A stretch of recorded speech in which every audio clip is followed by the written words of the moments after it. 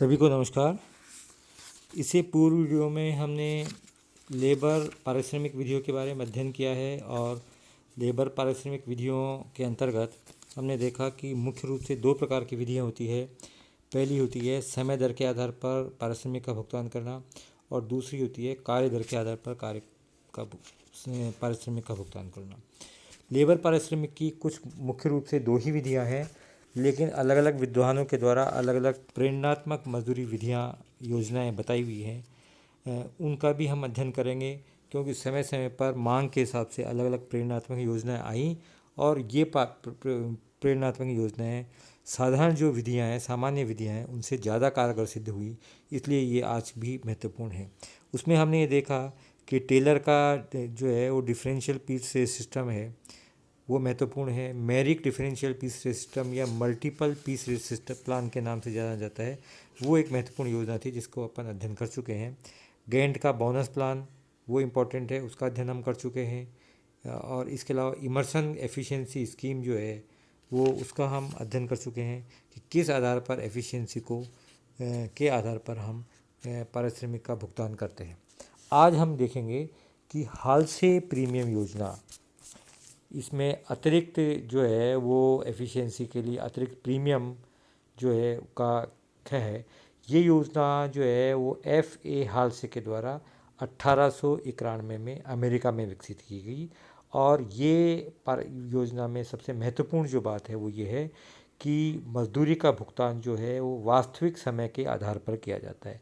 वास्तव में जो समय काम में लिया गया उसके आधार पर किया जाता है, लेकिन साथ ही यदि कोई हमने समय बचाया है उसको उसकी मजदूरी जो जितनी भी होगी, बचाए हुए समय की जितनी भी मजदूरी होगी, उसके 50% का भुगतान भी बोनस के रूप में श्रमिक को किया जाएगा।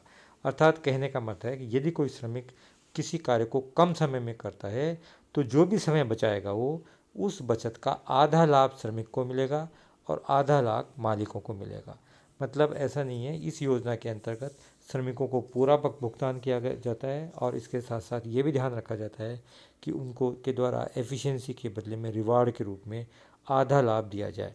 और सबसे पहले इसमें टाइम सेव्ड निकालेंगे, तो standard time minus actual time, मतलब प्रमापित समय और वास्तविक समय का जो अंतर होगा वो बचाया हुआ समय है वो निकाला जाएगा।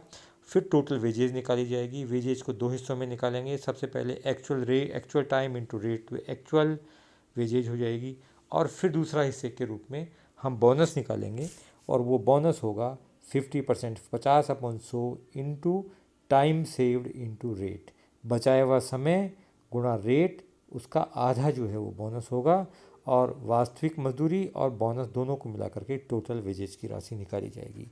ये योजना बहुत सरल है, आसान है, श्रमिकों को भी ध्यान रखा जाता है और जो ज़्यादा कुशल श्रमिक हैं उनको अतिरिक्त मजदूरी दी जाती है, उनको प्रोत्साहन दिया जाता है। हाँ, लेकिन कुछ विद्वान ये भी कहते हैं कि कर्मचारियों को 50% लाभ मिलता है, लेकिन मालिकों का शेष हिस्सा कम हो जाता है, इसलिए मालिक इसको आसानी से लागू नहीं करते और इससे कुशल और अकुशल श्रमिकों में भी मतभेद हो जाता है। एक क्वेश्चन के माध्यम से इस योजना को हम समझेंगे कि इसको किस प्रकार से लागू किया जाए। तो प्रश्न वही है पहले वाला 6.5 जो अपन ने कल अध्ययन किया था कि हमारा स्टैंडर्ड टाइम है 240 यूनिट्स का है, 10 घंटे में पूरा करते हैं। एक्चुअल आउटपुट है हमारा 264 यूनिट का, वो भी 10 घंटे में पूरा करते हैं। और वेजेज रेट है हमारी जो है वो है 10 रुपये पर आवर के हिसाब से। तो जो है सबसे पहले हम इसके अंतर्गत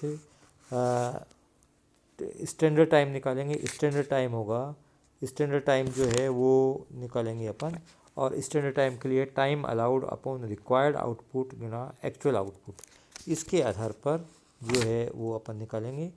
टाइम अलाउड 10 घंटे हैं, रिक्वायर्ड आउटपुट जो है वो 10 घंटे में अपन निकाल रहे हैं, वो हो जाएगा 132 डिवाइडेड बाई 120, 132 डिवाइडेड बाई 120, तो ये 11 घंटे हमारा स्टैंडर्ड टाइम है और एक्चुअल टाइम है 10 घंटे। इसका मतलब 1 घंटे का समय की बचत हो रही है हमारे।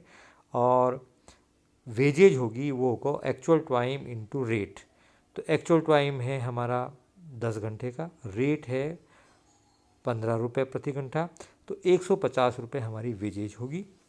इसके अलावा 1 घंटे की जो बचत हुई है उसका 50% गुणा 15, तो ये 7 रुपये 50 पैसे जो है वो हमारी वेजेज की होगी। तो 150 प्लस 7 रुपये 50 पैसे 157 रुपये 50 पैसे जो है वो हमारी हाल से योजना के अंतर्गत मजदूरी मानी जाएगी। दूसरी जो इम्पोर्टेंट योजना है वो है रोवन की प्लान। रोवन प्लान भी हाल से प्रीमियम योजना का ही एक हिस्सा है।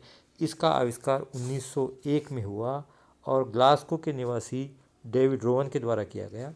इसके अंतर्गत भी टोटल कुल मजदूरी को 2 भागों में बांटा जाता है।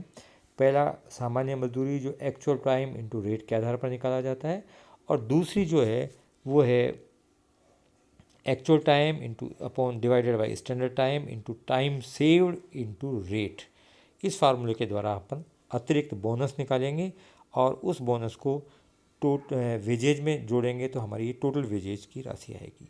वेजेज, ये प्रश्न सेम प्रश्न अपन लेते हैं 6.5 को ही। इसी प्रश्न को यदि अपन दोहराएं तो ये हमारी सामान्य जो मजदूरी होगी वो सामान्य मजदूरी अपन निकालेंगे एक्चुअल टाइम इंटू रेट के आधार पर। एक्चुअल टाइम है 10 घंटे, रेट है 15 घंटे, 150 रुपया हमारी जो होगी वो हमारी मजदूरी होगी। बोनस अपन निकालेंगे actual time upon standard time into time saved into rate. Actual time है हमारा 10 घंटे, स्टैंडर्ड टाइम है अपना 11 घंटे, टाइम सेव्ड है 1 घंटा जो कि पहले पूर्व प्रश्न में भी निकाला गया है, और रेट है हमारी 15 रुपये। तो इसको यदि अपन कैलकुलेट करें तो ये 13 रुपये 63 पैसे हमारा बोनस होगा और 150 रुपये हमारी मजदूरी होगी। तो इन दोनों को जोड़ दें तो हमारी कुल मजदूरी जो होगी वो मजदूरी मानी जाएगी वो होगी 163 रुपया 63 पैसे। ये हमारी कुल मजदूरी मानी जाएगी। तो ये हमारी योजना थी, रोवन की योजना, हाल से प्रीमियम योजना और रोवन बोनस प्लान। ये दोनों ही योजनाएं बहुत ही महत्वपूर्ण हैं। तो अब तक जो अपन ने किया है उसमें सारी योजनाएं जो प्रश्न में पूछी जाती है एग्ज़ाम की दृष्टि से भी बहुत महत्वपूर्ण है। वो है टेलर की योजना महत्वपूर्ण है, मैरी की योजना बहुत महत्वपूर्ण है, गैंट का बोनस प्लान वो महत्वपूर्ण है, इमर्शन का एफिशिएंसी जो स्कीम है वो महत्वपूर्ण है। इसके अलावा हाल से प्रीमियम योजना भी बहुत महत्वपूर्ण है और रोवन का बोनस प्लान जो है वो भी बहुत महत्वपूर्ण है। तो ये सारी योजनाएं एग्ज़ाम की दृष्टि से बहुत महत्वपूर्ण हैं। इनके फार्मूले हमको आने चाहिए और इसके साथ साथ इनको कैसे सॉल्यूशन करेंगे ये भी आने चाहिए। आगे के इससे संबंधित कुछ एडवांस क्वेश्चंस हैं वो हम आगामी वीडियो में करेंगे। धन्यवाद।